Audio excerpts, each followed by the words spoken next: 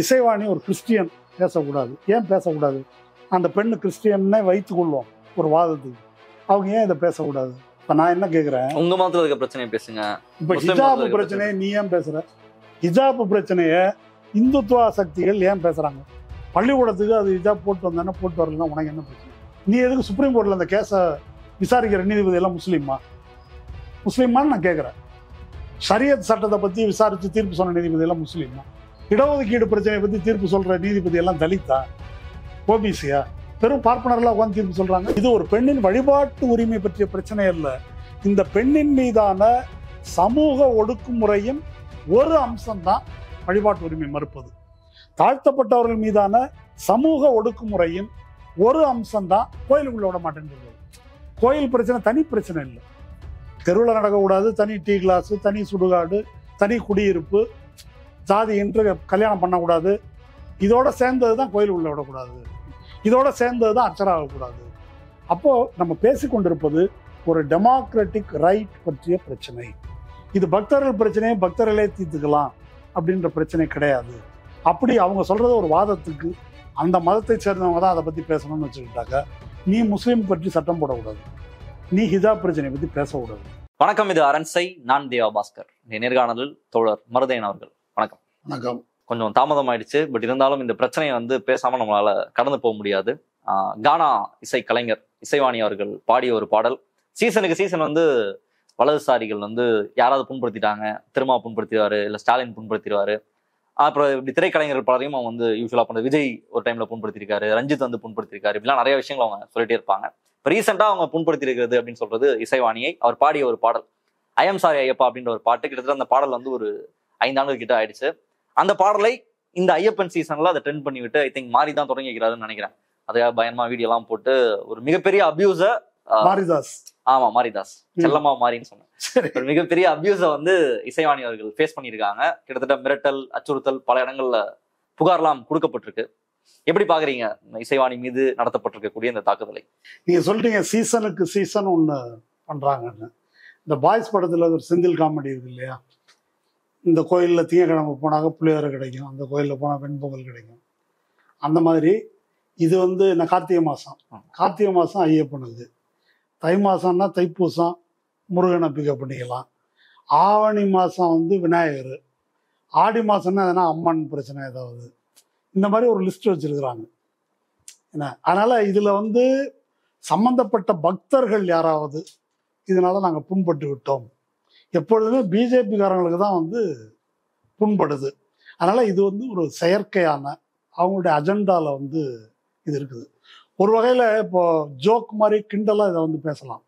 இன்னொரு கோணத்தில் பார்த்தாக்க இது சீரியஸாக பார்க்கணும். இப்போ அயோத்தியாவில் மசூதி இடித்தாங்க, அதுக்கு அடுத்தது காசி, அதுக்கப்புறம் மதுரா, அதுக்கப்புறம் சம்பலில் பிரச்சனை. இப்போ லேட்டஸ்ட் என்னன்னு கேட்டால் அஜ்மீர் தர்கா இருக்குது, அங்கே மைனுதீன் சிஷ்டி, இன்னொரு சுஃபி தர்கா, அது இப்போ அது அங்கே சிவலிங்கம் இருக்குது.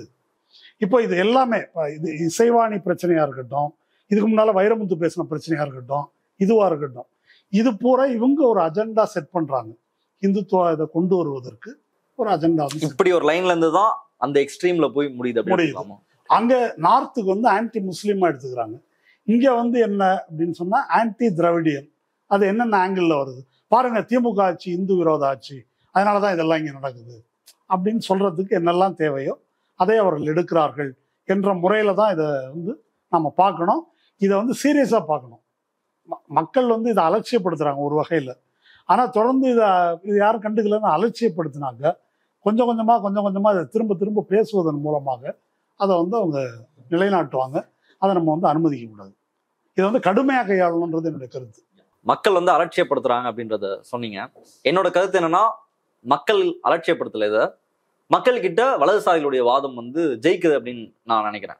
எந்த அடிப்படையில் அப்படின்னா, இப்போ எதுவுமே தெரியாம இசைவாணி பத்தியும் தெரியாது, மாரிதாஸ் பத்தியும் தெரியாது, டெய்லி அவங்க வேலைக்கு போறவங்க, கோயிலுக்கு போற மனிதர்கள் தான் அதிகமாக இருக்காங்க தமிழ்நாட்டுல. இப்போ அவங்க இந்த ஐயப்பன் சீசன் இந்த பாட்டை பார்த்தாங்கன்னா, ஏன் இந்த வேண்டாத வேலை, எதற்கு? ஏதோ ஒண்ணு, எனக்கு ஒரு நம்பிக்கை இருக்கு, நான் சாமி கும்பிடுறேன், எனக்கு ஒரு பக்தி இருக்கு, நான் கோயிலுக்கு போறேன், நான் யாரையும் டிஸ்டர்ப் பண்ணல, மற்றவங்களால எனக்கு இந்த டிஸ்டர்பன்ஸ் இல்லைன்னு நான் நினைக்கிறேன். இந்த டைம்ல எதுக்கு இந்த மாதிரிலாம் பண்ணிட்டு இருக்கீங்க? எதுக்கு இதை பண்ணணும்? முதல்ல இந்த ஃபர்ஸ்ட் பிளேஸ் எதுக்கு இப்படி ஒரு பாடலை வந்து நீங்க இயற்றி இதெல்லாம் பண்ணிட்டு இருக்கணும்ன்றது இந்த வாதம் அவங்க கிட்ட ஜெயிக்குது அப்படின்னு நினைக்கிறேன். இது ஒரு வேலிட் பாயிண்ட் தான். நான் சொல்றது அலட்சியப்படுத்துறாங்கன்னு நான் சொன்னது நார்த் மாதிரி இங்க பிக்கப் ஆகல அப்படின்ற கோணத்துல சொன்னேன். ஓகே. ஆனா இப்ப நீங்க சொல்றத மக்கள் இப்படி கருதுறாங்க இருக்கட்டும். சேகர் பாபு ரியாக்ஷன் பாத்தீங்களா? சேகர் பாபு ரியாக்ஷனே இதோட சேர்ந்து வருது. இப்போ ஒரு சராசரி ஐயப்ப பக்தர் அவரை எடுத்துக்கிட்டா உங்க கருத்துப்படி பொம்பளைங்க எல்லாம் போகக்கூடாதுப்பா, எதுக்கு வம்புக்கு வந்து பொம்பளைங்க போலான்ட்டு நீங்க சராசரி பக்தரை விட்டுருங்க. ஜெயமோகன் ஒரு இன்டலெக்சுவல் இருக்காரு, அவரு கருத்து என்ன அப்படின்னு சொன்னாங்க, ஒவ்வொரு கோயிலுக்கும் ஒரு மரபு இருக்குது. இந்த கோயில்ல பெண்கள் போகக்கூடாது, இன்னொரு பகவதி அம்மன் கோயில் இருக்குது, அங்க ஆண்கள் போகக்கூடாது. இதை வந்து பெண்களுக்கு எதிரானது அப்படின்லாம் சித்தரிக்கிறதெல்லாம் ரொம்ப மோசமானது அப்படின்னு ஒரு தனியா ஒரு ஆய்வெல்லாம் எழுதியிருக்காரு. சராசரி பக்தர்களை பொறுத்த வரைக்கும் அவங்க ஜனநாயக உரிமை, பெண் உரிமை அப்படின்றத பத்தி பெரிய பார்வை எதுவும் அவங்களுக்கு இல்லை. இப்போ அனைத்து சாதி அர்ச்சகரே எடுத்துங்களேன், எதுக்கு ஐயருங்க இருக்கிறாங்க, இருந்துட்டு போட்டுமே, அவ்வளவுதானே. ஆமா, பெண்கள் வரலன்னா என்ன, வராம இருந்துட்டு போட்டுமே, இப்படி இருக்குது. நாம் முற்போக்கு இயக்கங்களை சேர்ந்தவர்கள், ஜனநாயக உரிமை கோருபவர்கள் இது பற்றிய விழிப்புணர்வை மக்களுக்கு ஏற்படுத்த வேண்டியது. இப்போ அவங்க இசைவாணியோடைய பாடல் வந்து ஐயப்பன் பிரச்சனையாது, ஆக்சுவலா அது இல்லை. இந்த பாட்டோட மற்ற வரிகள்லாம் பெண்ணின் உரிமை பற்றிய பிரச்சனை. பெண்ணின் உரிமையில ஒண்ணு வழிபாட்டு உரிமை. வழிபாட்டு உரிமை இந்த பிரச்சனை, ஐயப்பன் கோயில் பிரச்சனைன்றது வெறும் வழிபாட்டு உரிமை பிரச்சனை அல்ல. அவங்களுடைய மென்சுரேஷன் காரணமா, மாத விலக்கு காரணமா அது வந்து தீட்டு, அது இழிவானது, அந்த காலத்துல விலக்கி வைக்கணும். அப்போ ஐயப்ப மலைக்கு போற பக்தர்களே கூட ஒரு மண்டலம் சுத்தபத்தமா இருக்கணும். அசுத்தம் எதுன்னா பெண் அசுத்தம். அதனால அந்த சுத்தத்துல வந்து கறி மீன் அசுத்தம், பெண் அசுத்தம், இப்படி சுத்தபத்தமா இருக்கணும் என்று இந்த பெண்களை அவங்களுடைய பயாலாஜிக்கலான அவங்களுடைய ப்ராசஸை இழிவானதா கருதி ஒதுக்குறது. அதை மக்கள் வந்து அப்படியே அக்செப்ட் பண்ணிட்டு இருக்காங்க. மக்களை விடுங்க, பெண்களே அக்செப்ட் பண்ணிட்டு இருக்கிறாங்க. அப்போ அதை மாற்றுவதற்கு நம்ம வந்து பேச வேண்டியிருக்குது. அப்போ இந்த மாதிரி மக்கள்கிட்ட இருக்கக்கூடிய ஒரு மூட நம்பிக்கை, பின்தங்கிய நிலை, இதை டேப் பண்ணி தான் பிஜேபி வந்து பாலிடிக்ஸ் பண்ணுது. அப்போ அந்த பெரியாரின் பேத்தின்னு சொல்றாங்க இல்லையா, அவங்க தாடிக்காரன் பேத்தின்னு சொல்றாங்க இல்லையா, பெரியார் வந்து இதை எதிர்த்து தான் ஃபைட் பண்ணாரு, ஒரு டெமோக்ராட்டிக் கான்சியஸ்னஸை கொண்டு வர்றது. இன்னைக்கு பெண்களுக்கு இயல்பா நம்ம எடுத்துக்கிறோம் அப்படின்னு சொன்னா, முன்ன வந்து சூத்திரன் என்று அல்லது பள்ளன் பறையன் என்று பேசப்படுவதை ஒரு நூற்றாண்டுக்கு முன்னால அந்த ஒடுக்கப்பட்ட மக்கள் இயல்பா எடுத்துக்கிட்டாங்களா இல்லையா? எடுத்துக்கிட்டாங்கல்ல. அப்படியே விட்டுறதா? அதை அப்படி விட முடியாது என்பதுதான். அதனால அதை நம்ம வந்து பிரச்சாரம் பண்ண வேண்டி இருக்குது. திரும்ப பழைய நிலைக்கு கொண்டு போக விரும்புவது தான் வந்து பிஜேபி. அதனாலதான் மக்களுடைய அந்த பின்தங்கிய நிலை மேல அவங்க சவாரி பண்றாங்க. அமைச்சருடைய கருத்தை சொன்னீங்க, அதை எப்படி பாக்குறீங்க? பக்தர்களுடைய மனது, யாரும் யார் மனதையும் புண்படுத்தாதீங்க, ஒரு ஸ்டேட் கவர்மெண்ட் அவங்க தான் இந்த ஆட்சியை நடத்திட்டு இருக்காங்க, அவங்களுக்கு எண்டாவது எல்லாருடைய வாக்குகளும் முக்கியம், எல்லாருடைய ஆதரவும் அவங்களுக்கு முக்கியம். ஸோ அவருடைய கருத்து அப்படின்றது நியாயமாக தான் நம்ம பார்க்கணும். எதுக்கு டிஸ்டர்ப் பண்ணிருக்கீங்க, அப்படி தவறு பண்ணியிருந்தாங்கன்னா அவங்களால ஆக்ஷன் எடுக்கப்படும்ன்றது நியாயமான கருத்து தானே. இப்போ இதுல ரெண்டு இது இருக்குது. ஐயப்பன் கோயிலுக்கு பெண்கள் போறதில்லை, அது ஒரு ஒரு கட்டுப்பாடு, இது என்னத்துக்கு அனாவசியமா பிரச்சனை அப்படின்னு நீங்க சொன்னீங்க இல்லையா, பக்தர்கள். அந்த ஆவரேஜ் பக்தனுடைய பார்வை அப்படி இருக்குது. ஆனா பிஜேபி இது எப்படி பிரசன்ட் பண்ணியிருக்காங்க, ஒரு கிறிஸ்தவ பெண் இந்து நம்பிக்கையை இழிவுபடுத்தி விட்டார், அதை புண்படுத்தி விட்டார், அந்த ஆங்கிள் தான் அவங்க அதை பிரசன்ட் பண்றாங்க. முதல்ல அவங்க கிறிஸ்தவ பெண்ணே இல்லை அப்படின்னு தாமுக சார்பில் முற்போக்கு எழுத்தாளர்கள் கலைஞர்கள் சங்கம் அவங்க வந்து அறிக்கை விட்டுருக்குறாங்க. அவங்க சர்டிஃபிகேட் புக்கில் அப்படி இருக்குன்றாங்க. நீங்க எதை சொன்னாலும் அவங்க இயேசு பாட்டு பாடினா மாரியாத்தா பாட்டு பாடிருக்காங்க, எல்லா பாட்டும் பாடிருக்கிறாங்க. இவங்க வந்து தொடர்ந்து ஜோசப் விஜய்னு பிரச்சாரம் பண்ணாங்க இல்லையா, அப்படி பண்றாங்க. இப்போ அவங்க கிறிஸ்தவ பெண்ணாவே இருக்கட்டும், அவங்க பாடினது வந்து பெண் உரிமை பற்றிய பிரச்சனை. அது கிறிஸ்தவமா இஸ்லாமா இந்துவான்றது அல்ல. அதை வந்து கம்யூனலா இவங்க வந்து டைவர்ட் பண்றாங்க. யாரு? பிஜேபி, மாரிதாஸ் பண்றவர்கள். சேகர் பாபு என்ன செய்யறாருன்னாக்கா அதை வாங்கி வாசிக்கிறாரு. கம்யூனலா அதை டைவர்ட் பண்றத, ஒரு மதம் இன்னொரு மதத்தை புண்படுத்தக்கூடாது அப்படின்னு இவர் சொன்னாக்க அதுக்கு என்ன பொருள்? புண்படுத்திருக்காங்க அப்படின்னு இம்ப்ளைடா பொருள் வருது. அந்த பாட்டுல புண்படுத்துற மாதிரி என்ன இருக்கு? அந்த பாட்டினுடைய நோக்கம் என்ன? இது ஏதாவது அமைச்சருக்கு தெரிஞ்சிருக்கா? சேகர்பாபுடைய சிறப்பு என்னன்னு கேட்டா, அவரு நீங்க எது ராக்கெட் எப்படி விடுறதுன்னு கேட்டா கூட அவர் பதில் சொல்லுவார். எது கேட்டாலும் அவர் பதில் சொல்லுவார். அதுக்கு முதலமைச்சர் பேரை வேற கூட எழுத்துக்குவார். என்ன, இந்த மாதிரி ஒரு வேலையா ஒரு HRMC மினிஸ்டரா இருந்து பண்ணிட்டு இருக்கிறாரு. இந்து அறநிலையத்துறை அமைச்சராக அவருக்கு இன்னும் கொஞ்சம் கூடுதல் விஷயம் தெரிஞ்சிருக்கணும். ஆனா விஷயம் தெரியாம இருக்கிறதுன்றது அவருடைய சிறப்பு. கூடுதல் சிறப்பு, அவர் ஒரு சபரிமலை ஐயப்ப பக்தர் அப்படின்றது. அதனால அவர் ஐயப்ப பக்தரா இருக்கிறத விட்டுட்டு, அல்லது ஒரு இந்து மனோபாவத்தில் இருக்கிறத விட்டுட்டு, உண்மையில நடந்தது என்னன்னு பார்க்கணும். ஒரு பொறுப்புல இருந்துட்டு இப்படி பேசுறது ரொம்ப கண்டனத்துக்குரியது. உச்சநீதிமன்றத்தினுடைய தீர்ப்பு இருக்கு. அப்படி இருந்தும் இவ்வளவு பெரிய தாக்குதலை இசைவாணி மீது தொடுத்துட்டு இருக்காங்க. இப்ப ரியாலிட்டியில என்ன அப்படின்னா, போகக்கூடாதுன்றது போகக்கூடாதுதான். உச்சநீதிமன்றம் தீர்ப்பு சொன்னா என்ன, யார் சொன்னா என்ன அப்படின்ற மாதிரிதான். இப்ப உச்சநீதிமன்றத்து தீர்ப்பு அப்படின்றது இங்க பேசு பொருளாவே இல்ல. சபரிமலை இஷ்யூமே ஒரு பேசு பொருளாகவே இல்லாம போயிடுச்சு. அதை எப்படி புரிஞ்சுக்கலாம்? இது எப்படி வேடிக்கை பாருங்க, உச்சநீதிமன்ற தீர்ப்பு இருக்குன்றது மினிஸ்டருக்கே தெரியல. அதுதான் சிறப்பு இதுல. ஏன்னா அவர் சொல்லியிருக்கணும், இதை சொல்லியிருக்கணும். ஓகே, இப்போ உச்சநீதிமன்ற தீர்ப்பு 2018 வந்தது. 2018 அந்த தீர்ப்பு ஏன் வந்ததுன்றது ஒரு பேக்ட்ராப் இருக்குது. 2006 சபரிமலை கோயிலில் ஒரு பிரச்சனை நடந்தது. ஏதோ கட்டுமான பணியெல்லாம் செஞ்சு சரியா வரலையாம். அதனால ஒரு பிரசனம் வச்சு போட்டு பார்த்தாங்க. பிரசனம் போட்டு பார்க்கறதுன்னா ஒரு ஜோசியக்காரனை கூப்பிட்டு ஒரு இது பண்ணுவாங்க. அந்த ஜோசியக்காரன் என்ன சொன்னான்னா, ஏதோ தப்பு நடந்திருக்கு, ஐயப்பன் கோபமா இருக்காரு அப்படின்னு சொன்ன உடனே திடீர்னு பெங்களூர்ல இருந்து ஒரு அம்மா, ஜெயமாலான்னு ஒரு நடிகை, அவங்க ஆமா தப்பு பண்ணிட்டேன், 1987 நான் பக்தர்களோட பக்தரா கோயிலுக்கு போனேன் அப்படின்னு அவங்க ஒரு அறிக்கை விட்டாங்க. பெரிய பூதாகாரமா அந்த பிரச்சனை. உடனே ஒரு போலீஸ் கேஸ். அப்போ என்ன போட்டாங்கன்னா, மத உணர்வை புண்படுத்தி விட்டார் யாரு, ஜெயமாலா அப்படின்னு போட்டாங்க.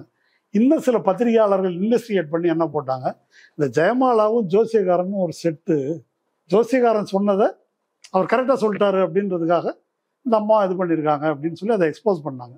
ஹைகோர்ட் வரைக்கும் கேஸ் எல்லாம் நடந்து அவங்க விடுதலை ஆயிட்டாங்கன்னு வச்சுக்கோங்க.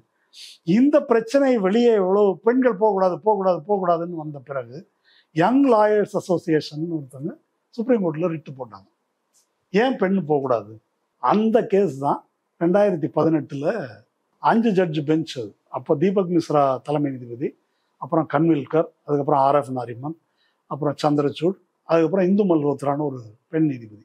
இதில் 5ல் 4 பேர் இந்த பெண்களுக்கு ஆதரவாக தீர்ப்பு சொல்லியிருக்காங்க. ஒரு 4-5 கிரவுண்டில் சொல்லியிருக்கிறாங்க. ஃபர்ஸ்ட் கிரவுண்ட் என்ன அப்படின்னா, ரொம்ப விசித்திரமான ஒரு வாதம். சாய் தீபக்னு ஒருத்தர் கேள்விப்பட்டிருக்கீங்களா? India right wing intellectual supreme court lawyer. அவர் ஒரு சூப்பர் வாதம் வச்சாரு.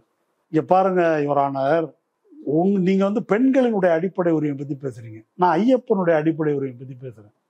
ஐயப்பன் ஒரு நைஷ்டிக பிரம்மச்சாரி, அவர் பெண்களை பார்க்க விரும்பல அப்படின்னு ஒரு ஆர்குமெண்ட் வச்சார். இது எவ்வளவு அறிவு இருந்தாக்க இப்படி ஒரு ஆர்குமெண்ட் வைப்பார். அதாவது கான்ஸ்டிடியூஷனல் ரைட்ன்றது யாருக்கு உள்ளது? இந்திய குடிமக்களுக்கு உரியது. வி த பீப்புள் நமக்கு வழங்கி கொண்டது. ஐயப்பன் இந்திய குடிமக்கள்ல சேர்றாரா? சேரல. இப்படி இவ்வளவு வினோதமா ஒரு அப்படி ஒண்ணு வச்சாங்க. இல்ல, அவரை பத்தி பேசும்போது இன்னொரு முக்கியமான விஷயம், தீபாவளி பட்டாசு. ஆமா, தெரியுமா? படிச்சீங்களா நீங்க? நான் வீடியோ பார்த்திருக்கேன். அதையும் நல்லா இருக்கும். ஆமா, தீபாவளிக்கு பட்டாசு கொளுத்துறது எதிரா சுப்ரீம் கோர்ட்ல கேஸ் போட்டு பொல்யூஷன் இப்படி எல்லாம் வருது அப்படின்னு கேஸ் போட்டாங்க. அது இந்துக்களின் மீது தொடுக்கப்படும் தாக்குதல். இந்த ஹெச் ராஜா இவங்க எல்லாரும் அதை பத்தி அண்ணாமலையும் எல்லாம் பேசுவாங்க, தாக்குதல். அப்போ அதுக்கு ஒரு விளக்கம் சொன்னார் சாய் தீபக்.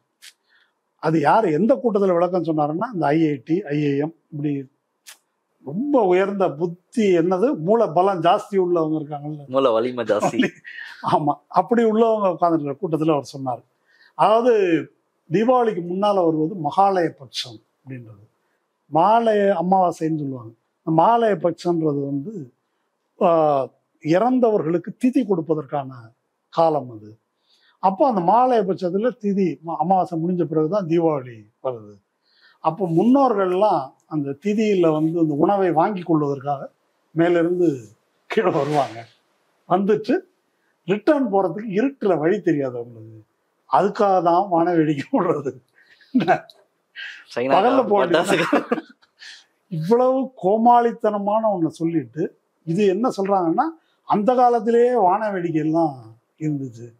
அதாவது முட்டாள்தனத்துக்கு ஒரு எல்லை இல்லை. அன்னைக்கு யூடியூப்ல ஒண்ணுல பார்த்தேன், அந்த காலத்திலே கிருஷ்ணர் கிரிக்கெட் விளையாடி இருக்காரு. அவரு 6 அடிச்சாரு, யமுனைக்கு அந்தாண்ட போய் விழுந்துச்சு. அந்த பந்தை பொறுக்க போய் யமுனையில குதிக்கும் போது அங்க ஒரு பாம்பு இருந்துச்சு, அது மேல டான்ஸ் ஆடினாரு. அதுதான் காளிங்க நிறுத்தணும். அதாவது ஒரு எல்லையே இல்லாத லெவலுக்கு கதை போகுதுன்னு வச்சுங்க.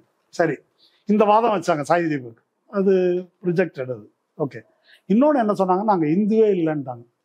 இது நம்ம இந்துக்களுக்கு தெரியுமான்னு தெரியல. இப்ப கேட்கறவங்களுக்கு இந்து உணர்வை புண்படுத்திட்டாதானே சொல்றாங்க. ஐயப்பன் கோயிலுக்குள்ள பெண்ணை விடக்கூடாது அப்படின்னு சொல்லும் போது இந்த சபரிமலை ஐயப்பன் வழிபாடு என்பது இந்து மதத்திலே சேராது, நாங்க தனி டினாமினேஷன், எங்களுக்கு தனி மரபு உண்டு அப்படின்னு ஆர்கியூ பண்ணாங்க. அதையும் கோர்ட் ஏற்றுக்கொள்ளவில்லை, ரெண்டாவது நிராகரிக்கப்பட்டது. மூணாவது கோர்ட் என்ன சொன்னது அப்படின்னு சொன்னா, ரிலிஜியஸ் ரைட் ஆர்டிகல் 25 என்ன வேணா கேட்கலாம், ஆனா ஒரு மூட நம்பிக்கையே ரிலிஜியஸ் ரைட்டுன்னு நீங்க கேட்க முடியாது, அதை அப்படி அட்டியின்றி ஒத்துக்கொள்ள முடியாது. இப்போ நம்ம ஹைகோர்ட் நீதிபதி ஜிஆர் சாமிநாதன் ஒரு தீர்ப்பு உருள்றது, எச்எல்ஏல உருள்றது. அவர் கான்ஸ்டியூஷன்ல மூவ்மெண்ட்டுக்கான சுதந்திரம் இருக்கு இல்லையா, அதுல வருதுன்ட்டார். அது ரிலிஜியஸ் ரைட் மட்டும் இல்ல, உருள்றது மூவ்மெண்ட்டுக்கான சுதந்திரத்துல வருது. இந்தியர்கள் இந்தியாவின் எந்த பகுதியிலும் சென்று வரலாம்னு இருக்கு இல்லையா ரைட்டு, எச்எல்ஏல உருள்றது அதுல வருதுன்ற அளவு கொடுத்துட்டாரு. ஓகே, சுப்ரீம் கோர்ட் அப்படி சொல்லியிருக்கு, மூட நம்பிக்கையை எடுத்துக்க முடியாது. அதுக்கு பிறகு ஒரு முக்கியமான ஆர்குமெண்ட் இருக்குது. ஒரு மத உரிமை ஒன்று கோரணும் அப்படின்னு சொன்னாங்க, அந்த மத உரிமை அந்த அந்த நடவடிக்கை இல்லைன்னா அந்த மத நம்பிக்கையே இல்லாம போயிடும் அப்படின்ற அளவுக்கு அது ஒரு எசென்ஷியல் ரிலிஜியஸ் பிராக்டிஸ் அப்படின்னு நிரூபிக்கணும். அப்படி ஒரு எசென்ஷியல் ரிலிஜியஸ் பிராக்டிஸ் அப்படின்னு நிரூபிக்கப்படவில்லை. நான் அந்த விவரத்துக்குள்ளலாம் போல, இந்த ஆர்குமெண்ட்லாம் நிராகரிச்சிட்டாங்க. அடுத்தது மிக முக்கியமா என்ன சொன்னாங்கன்னா, பெண்கள் போகக்கூடாது அப்படின்ற மரபு பல நூற்றாண்டுகளா பின்பற்றப்படுதுன்னாங்க. அதுக்கும் ஆதாரம் கிடையாது. ரொம்ப முக்கியமானது என்னன்னா, 1955 கேரளாவில் இருக்கிற திருவாங்கூர் தேவஸ்வம் போர்டு, நம்ம ஊர் அறநிலையத்துறை மாதிரி, அவங்க 55 தான் ஒரு ஆர்டர் போடுறாங்க, பெண்கள் வரக்கூடாது அப்படின்றது தொடர்பா. இந்த விஷயத்தை யார் சொல்றாரு அப்படின்னு சொன்னா, அங்க மல அரையர் அப்படின்னு ஒரு பழங்குடி மக்கள் இன்னமும் இருக்கிறாங்க. அரையர்னாக்கா கிங், மலைக்கு அரசர்கள் அப்படின்ற மாதிரி. அந்த பழங்குடி மக்களுடைய தெய்வம் தான் ஐயப்பன். அவங்க தான் வழிபாடு செஞ்சுட்டு இருந்தாங்க. என்ன நடக்குது அப்படின்னு சொன்னா, 19ஆம் நூற்றாண்டினுடைய தொடக்கத்துல திருவிதாங்கூர் சமஸ்தானத்துக்கு கீழே இருக்குது இந்த பந்தளம் ராஜா. அந்த பந்தளம் ராஜா கைக்கு கண்ட்ரோல் இவங்களிடமிருந்து அபகரித்துக் கொள்ளுகிறார்கள். 1902 திருவிதாங்கூர் ராஜா ஐயப்பன் கோயில் பார்க்கறதுக்கு வர்றாரு. பார்க்க வரும்போது இந்த பழங்குடி மக்கள் அதுல இருக்கக்கூடாது என்பதற்காக அவர்களுக்கு இருந்த கொஞ்ச நஞ்ச உரிமையை அகற்றிவிட்டு நம்பூதிரிகளை கொண்டாந்து அவங்களை அப்பாயின்ட் பண்ணிடுறாங்க. இது 1902 நம்ம ஊர்ல பழனி கோயில்ல திருமலை நாயக்கர் உடைய திவான் ராமப்பையர் தரிசனத்துக்கு வரும்போது அங்க பண்டாரங்கள் இருந்திருக்கிறாங்க. பண்டாரங்களை அகற்றி விட்டு பார்ப்பனர்களை கொண்டு வந்தாங்கன்றதுக்கு ஆதாரங்கள்லாம் இருக்குது. அது மாதிரி ஐயப்பன் கோயிலில் நடந்தது. அந்த பழங்குடி மக்கள் கேரவன்ல 2018 தான் ஒரு பேட்டி கொடுத்துருக்காங்க. டீட்டெயில்டா ஒரு அந்த சங்கம் ஒன்று வச்சிருக்காங்க, அதன் தலைவர் பேட்டி கொடுத்துருக்காரு. பெண்கள் போகக்கூடாதுன்றது மரபு எங்களுக்கு கிடையவே கிடையாது, இது பார்ப்பனமயமாக்கப்பட்ட பிறகு கொண்டு வரப்பட்ட மரபு. ஓகே, அப்போ சுப்ரீம் கோர்ட்ல அதுவும் காலி. எது, பல நூற்றாண்டுகளாக நாங்கள் பெண்களை விடுவதில்லை, அதுவும் இல்லை. சரி, இப்போ இது எல்லாமே இருக்கிறதாவே வச்சுக்குவோம். பல நூற்றாண்டு மரபு இருக்குது, எசென்ஷியல் ரிலிஜியஸ் பிராக்டிஸ் இருக்குது, எல்லாமே வச்சுக்குவோம். அப்படி வச்சுக்கிட்டாலும் இது செல்லுபடி ஆகுமா அப்படின்னு ஒரு கேள்வி வருது.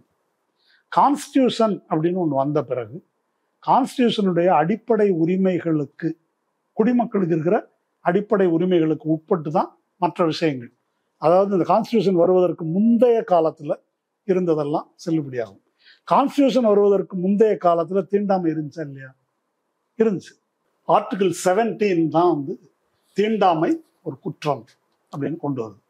இந்த பெண்களை அனுமதிக்க கூடாது என்று சொல்வது ஒரு தீண்டாமை குற்றம் அப்படின்னு இந்த தீர்ப்பு சொல்லியிருக்கு. இதுதான் ரொம்ப சிக்னிஃபிகண்ட், ரொம்ப முக்கியமானது.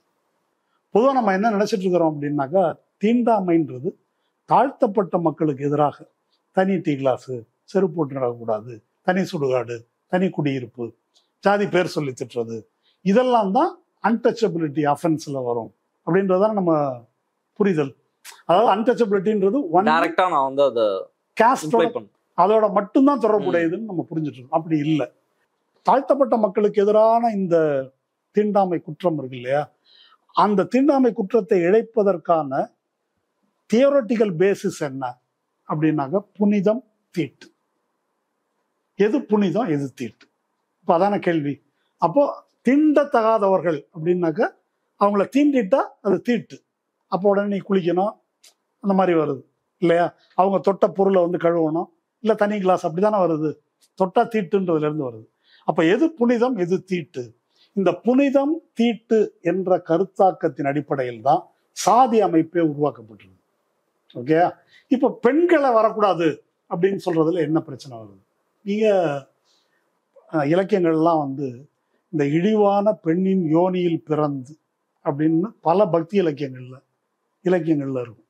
அதாவது பெண்ணுடைய பிறப்புறுப்பிலிருந்து பிறந்து வருவது அப்படின்றதே தீட்டு. அது பார்ப்பன இலக்கியங்கள் என்ன சொல்லுதுன்னா, நம்ம வழக்கமா பேசுவோம், நால்வருணம் பற்றி சொல்லும் போது என்ன சொல்லுவாங்க, தலையிலிருந்து பிறந்தவன். அது தலை கிடையாது. ஆக்சுவலா பிராமணசிய முகம் ஆசீத் அப்படின்றதுதான் புருஷ சூக்தம் ரிக்வேதத்துல இருக்கக்கூடிய வரி. முகம்னா வடமொழியில வாயின்னு அர்த்தம். பார்ப்பனன் வாயிலிருந்து பிறந்தான், அப்படியே வந்து சூத்திரன் காலிலிருந்து பிறந்தான்.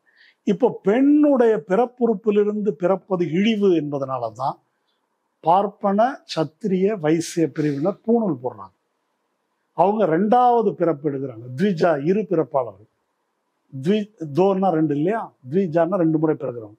முதல் பிறப்பு இழிவானது அப்படின்றதுல இருந்து இந்த கதையெல்லாம் எதுக்கு சொல்றாங்க, அப்போ அதோட சேர்ந்ததுதான் மென்சுரேஷன், மாதவிலக்குன்றது. அது வந்து தீட்டானது, இழிவானது. எப்படி தீண்டத்தகாதவர்கள் தீட்டானவர்களோ அதுபோல பெண்களும் தீட்டானவர்கள் அந்த குறிப்பிட்ட காலத்துல அப்படின்றதுனால அவங்க உள்ள வரக்கூடாது அப்படின்றதுதான். அப்போ அந்த தீர்ப்பு என்ன சொல்லுதுன்னா, புனிதம் தீட்டு என்ற கன்ஸ்ட்ரக்ட் என்ற அடிப்படையில என்ன கருத்து வந்தாலும் அது தீண்டாமை தான். அதுக்குதான் ரொம்ப முக்கியமான ஒரு விளக்கம் வந்து ஆர்டிகல் 17 பற்றி அந்த தீர்ப்புல சொல்றாங்க. கான்ஸ்டியூண்ட் அசம்பிளியில ஒரு விவாதம் நடக்குது, அன்டச்சபிலிட்டிக்கு எதிராக இந்த செக்ஷன் கொண்டு வரணும். ஆர்டிகல் 17 அன்டச்சபிலிட்டின்னா என்ன, எதை அன்டச்சபிலிட்டின்னு சொல்றது, அதை வரையறுக்கணும் இல்லையா, வரையறுக்கணும்னு ஒரு விவாதம் நடக்குது. அப்போ இந்த பிரச்சனையெல்லாம் பேசுறாங்க. ஏங்க தலித்தை மட்டும்தாம்மா சொல்றோம், அவனை தொட்டா தீட்டுன்னு சொல்றான், பெண்களை இந்த மாதவிலக்கு காலத்துக்கு தீட்டுன்றோம், அப்போ இதெல்லாம் சொல்லணும்.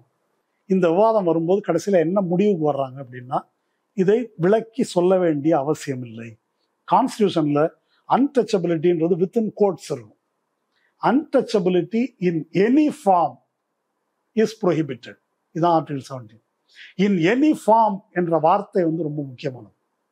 அந்த வார்த்தை ஏன் முக்கியமானதுன்னாக்கா, இந்த நாட்டில் வெவ்வேறு இடங்கள்ல, வெவ்வேறு மொழி பேசும் மாநிலங்கள்ல, வெவ்வேறு சாதிகள்ல, வெவ்வேறு சமூக பிரிவுகள்ல பல வடிவங்களில் தீண்டாமை இருக்குது. இன்னைக்கு கூட தீண்டாமை குறித்த கேஸ் பற்றி தீர்ப்பெல்லாம் வரும்போது விசித்திரமான தீர்ப்பெல்லாம் வருது. ஜாதி சொல்லி ஒரு சுப்ரீம் கோர்ட் தீர்ப்பு ஒன்று சொல்றேன் நான், ஜாதி சொல்லி 4 பேர் முன்னால திட்டினாதான் அது தீண்டாமை, தனியா திட்டினாங்க அது இல்லை அப்படின்னு ஒரு கோர்ட்ல, ஹை கோர்ட்னு நினைக்கிறாங்க, அப்படி ஒரு தீர்ப்பு இருக்குது. அப்போ எது தீண்டாமை குற்றம் அப்படின்றதே சப்ஜெக்ட் டு டெஃபினிஷன் அப்படின்னு இருக்குது. அப்போ இதெல்லாம் ஒரு எவால்வ் ஆகக்கூடிய ஒரு விஷயம். அதனால நம்ம என்ன பார்க்கணும் அப்படின்னு சொன்னாங்க, எதெல்லாம் ஈக்குவாலிட்டிக்கு எதிரானதோ, எதெல்லாம் ஹியூமன் டிக்னிட்டிக்கு, மனித கண்ணியத்துக்கு எதிரானதோ, அது எல்லாமே தீண்டாமை குற்றத்துல வரும். அப்போ வந்து அன்டச்சபிலிட்டி இன் எனி ஃபார்ம் அப்படின்னு சொல்றதுதான் சரி என்று கான்ஸ்டியூஷன்ல சொல்லியிருக்கு. அந்த வகையில் சம பண்ணி இந்த தீர்ப்புல இந்த போர்ஷனை வந்து சந்திரசூட் தான் எழுதுறாரு. அவர் எழுதின ஒரு உருப்படியான தீர்ப்புன்னு வச்சிருக்குது.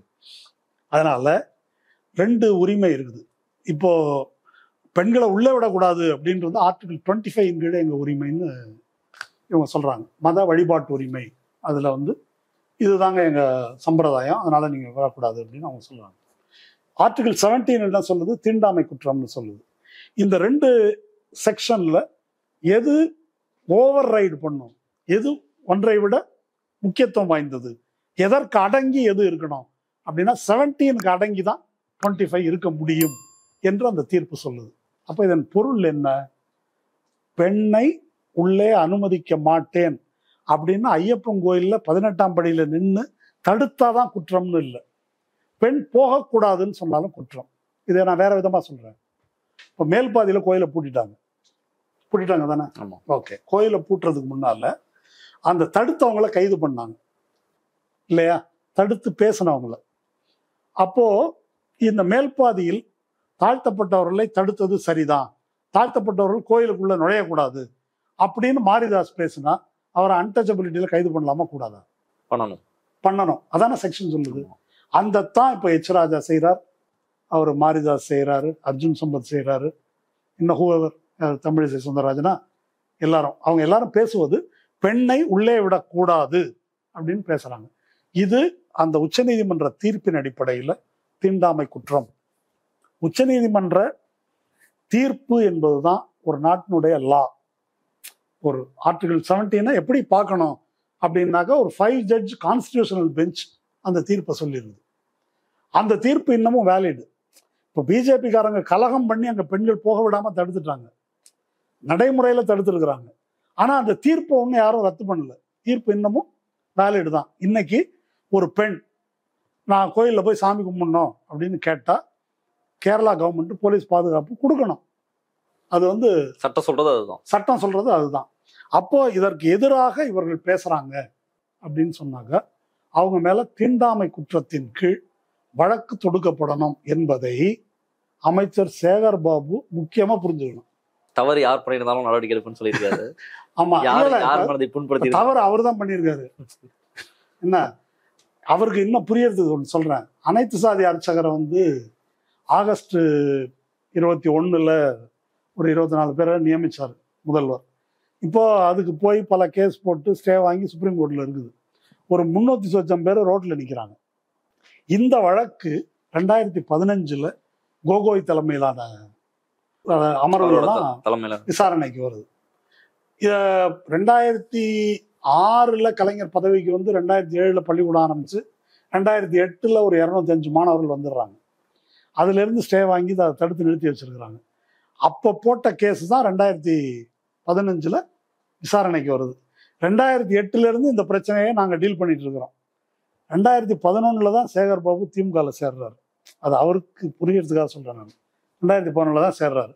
2015 கேஸ். 2015 கோகோய் அமர்வுல இது தீண்டாமை குற்றம், எது பார்ப்பனர் அல்லாதாரை அர்ச்சகராக்க முடியாது என்று சொல்வது தீண்டாமை குற்றம்னு ஆர்கியூ பண்ணோம். அதை கோகோய் எடுத்துக்கல.